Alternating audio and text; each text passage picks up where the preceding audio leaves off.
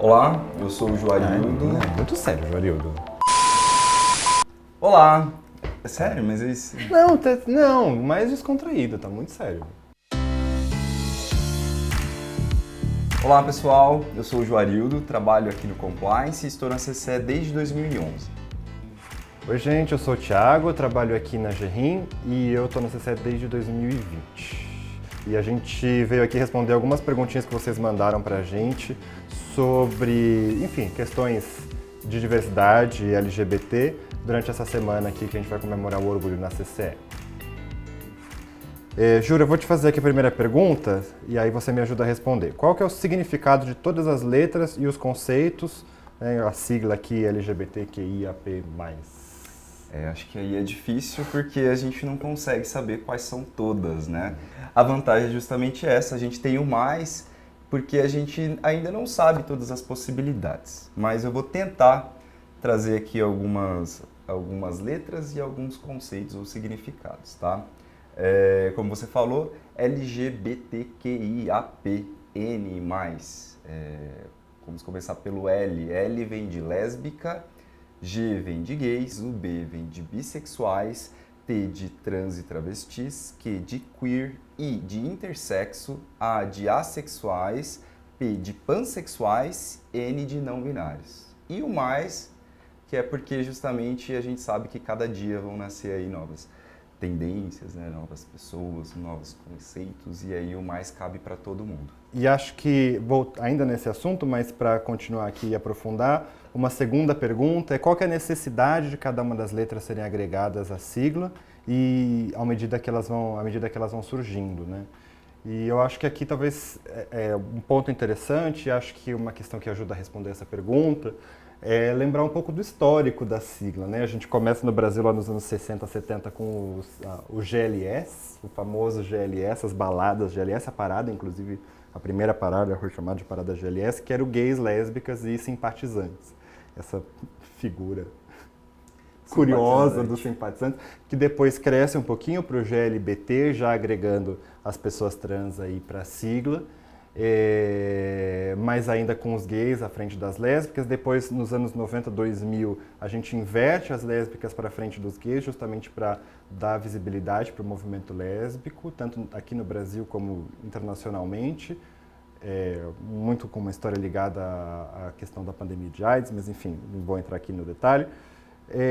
E depois a gente vai crescendo a sigla, o LGBTQIAP+, à medida que a gente vai dando mais visibilidade, na verdade, para essas outras sexualidades diversas aí. E eu acho que a importância e a beleza da sigla é justamente essa, né, gente? A gente é uma comunidade que a gente quer integrar as pessoas, né? Mais do que excluí-las ou colocá-las em caixinhas. E por isso que o mais que o Júlia falou é importante, porque a gente quer mais pessoas junto com a gente não quer menos pessoas, né? Aproveitar esse gancho, eu acho que o mais logo vai virar menos, né? Ter as letras, eu entendo que tem uma questão muito de visibilidade, né? Então, por que é tão importante que a gente inclua letras cada vez mais, né? E o mais é para facilitar por questões de a gente não ter, então, espaço para citar todas, ou porque a gente também não conhece todas essas possibilidades, né? As pessoas, elas vão se descobrindo, elas não nascem simplesmente como elas são, algumas até podem, né? Mas elas se entendem, e é por isso que eu entendo, para mim, que esse mais é importante, tá? Então, para mim, né, a necessidade delas é isso, é dar visibilidade. Se você acha que é difícil, né? Se você não conhece, se você tem dificuldade, é uma sopa de letrinhas, não precisa. Vai até onde você lembra e usa o mais. Mas acho que o mais é importante para isso, é para você deixar claro que você respeita e entende que sim, existem mais outros tipos além dos conhecidos aqui. Sim, perfeito. Aí a próxima pergunta que a gente tem aqui, principalmente sobre piadinhas. Desculpa, atrapalhei o microfone, Imagina, não tem cortar. problema. Eu Não? faço igual você. Eu tô pigarreando hoje. Você tá bem? Eu quero. Vou mostrar. Um xarope? A próxima pergunta. principalmente sobre piadinhas. Às vezes ouço no café frases como para de viadagem, deixa de ser fresca e etc. Não é propriamente uma pergunta, mas acho que a gente pode comentar sobre a questão das piadinhas, né? Eu acho que as piadinhas pegam muito... Para mim, as piadinhas pegavam muito quando eu ainda era uma pessoa mais jovem no armário, assim, sabe? Que você fica com aquela impressão de que, tipo, cara, eu vou ser chacota pro resto da minha vida. Depois que eu, enfim, me entendi como homem gay e abri isso para o mundo, hoje sou eu mesmo que faço a piadinha comigo, no caso. Mas eu acho que existe um lugar aí violento das piadinhas também, né? Desse preconceito Sim. recreativo, que é de você tá sempre, de alguma forma, dizendo para as pessoas que, e principalmente eu acho que para esse grupo de pessoas que estão dentro do armário ou que não se entenderam muito bem ainda nesse lugar da sexualidade, que existe motivo de chacota para ela, né? Existe um lugar dela ali que é um lugar do riso do outro, né? Que eu acho que é bastante violento. Então, enfim, vale um pouco de cuidado. E acho que vale um pouco de cuidado também com...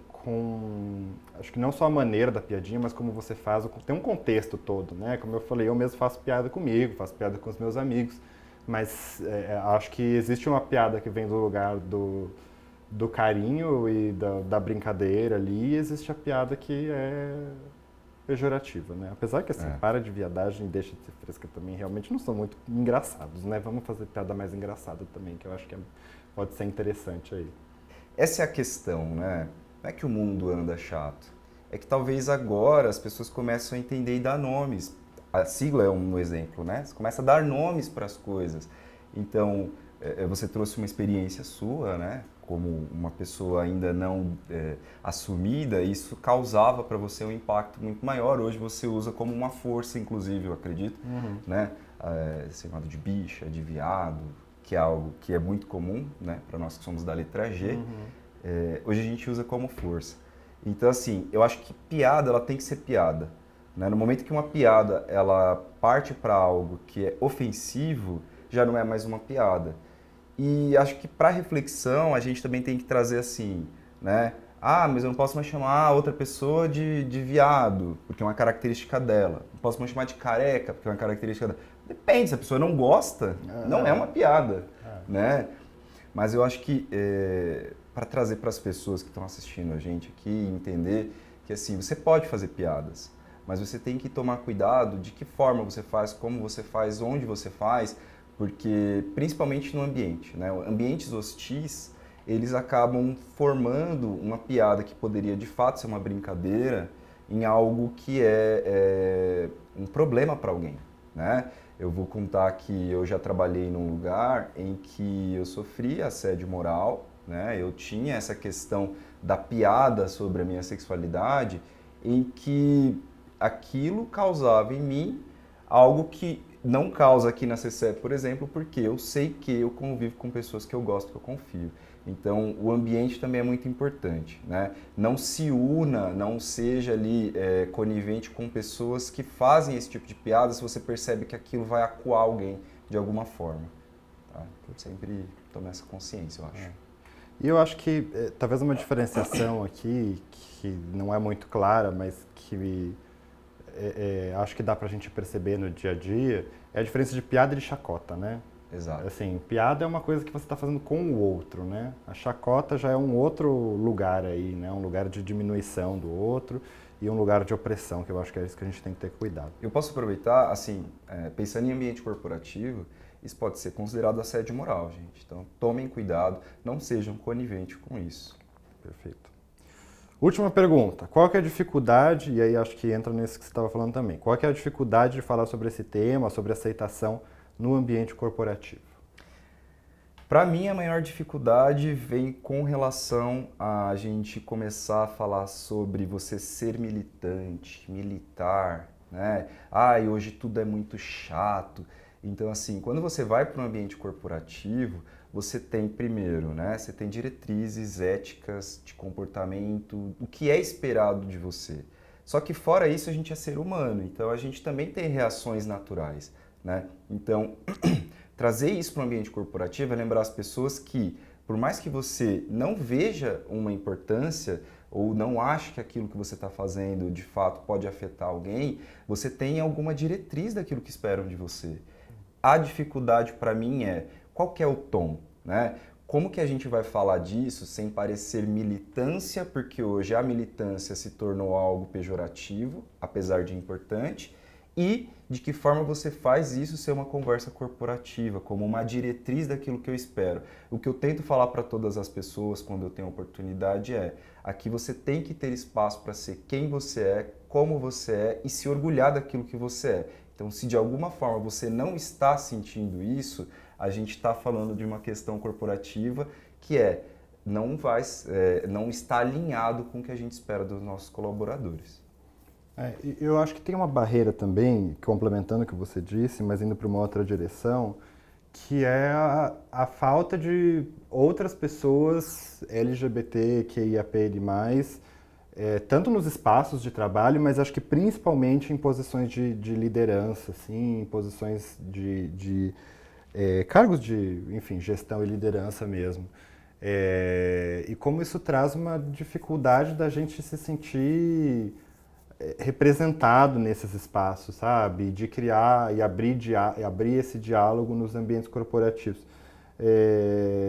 Acho que talvez muito menos para mim, que sou um homem gay branco, cis, com uma série de privilégios, mas penso muito, sei lá, numa pessoa trans, mesmo numa pessoa bissexual, nas outras letras da sigla que são muito menos compreendidas e tem muito menos visibilidade, o quanto que a falta de ter essas outras pessoas ali também dificulta a gente ampliar esse diálogo e falar com gente que está ali, que conviveu com o mesmo que a gente convive, sabe? Que teve uma vivência parecida com a nossa e que pode nos ajudar a fazer esse trabalho ali de convencimento, ou mesmo a gente se sentir livre para falar algumas coisas, né? Para, enfim, ter as vivências que a gente tem. Então eu acho que ampliar a presença dessas pessoas também é bastante importante para a gente ter ambientes mais diversos, obviamente, mais convidativos, né? Acolhedores, enfim. Acho que iria por aí, assim, pensando em barreiras para tratar desse tema. Concordo. É isso, gente. Tínhamos aqui essas 4 perguntas. Esperamos que a gente tenha ajudado vocês respondendo algumas delas. Quero agradecer também pela oportunidade, né? Agradecer vocês também que mandaram as perguntas. Como Thiago, espero ter esclarecido aí, né? Tirado essas dúvidas de vocês. E também me coloco à disposição, se você tiver interesse, pode procurar a gente gente fala sobre o assunto, a gente gosta de esclarecer e tem muito mais coisas para a gente poder discutir, né?